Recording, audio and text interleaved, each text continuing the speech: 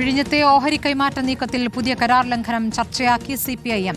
തൂത്തുക്കുടിയിൽ ടെർമിനലുള്ള MSCക്ക് വിഴിഞ്ഞം തുറമുഖത്ത് നിക്ഷേപം നടത്താനാവില്ല എന്നാണ് നിലപാട്.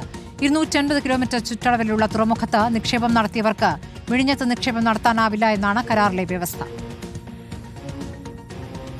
വിഴിഞ്ഞം തുറമുഖത്ത് പണം മുടക്കുന്നവർക്ക് 250 കിലോമീറ്റർ ചുറ്റളവിലുള്ള മറ്റൊരു തുറമുഖത്തും നിക്ഷേപം നടത്താനാവില്ല.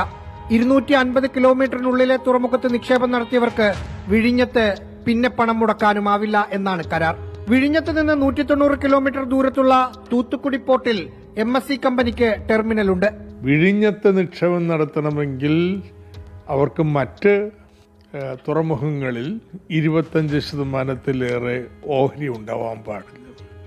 MSC കമ്പനിക്ക് ഉണ്ട്. തൂത്തുക്കുടിയിലെ ട്രാൻസ്ഷിപ്മെന്റ് ടെർമിനൽ പൂർണ്ണമായിട്ടും അവരുടേതാണ്. അങ്ങനെയുള്ളൊരു കമ്പനി എങ്ങനെയാണ് വിഴിഞ്ഞത്ത് 49% ഓഹരി വാങ്ങുന്നത്? ദേശാഭിമാനി ദിനപത്രത്തിൽ എഴുതിയ ലേഖനത്തിൽ CPIM സംസ്ഥാന സെക്രട്ടറി MV ഗോവിന്ദൻ ഇക്കാര്യം ആവർത്തിക്കുന്നുണ്ട്. ഇതിനകം തന്നെ കരാർ ലംഘിച്ച അദാനി ഗ്രൂപ്പിനെതിരെ നിയമ നടപടി സ്വീകരിക്കണമെന്നും CPIM ആവശ്യപ്പെടുന്നു. റഹീസ് റഷീദ്, റിപ്പോർട്ടർ, തിരുവനന്തപുരം.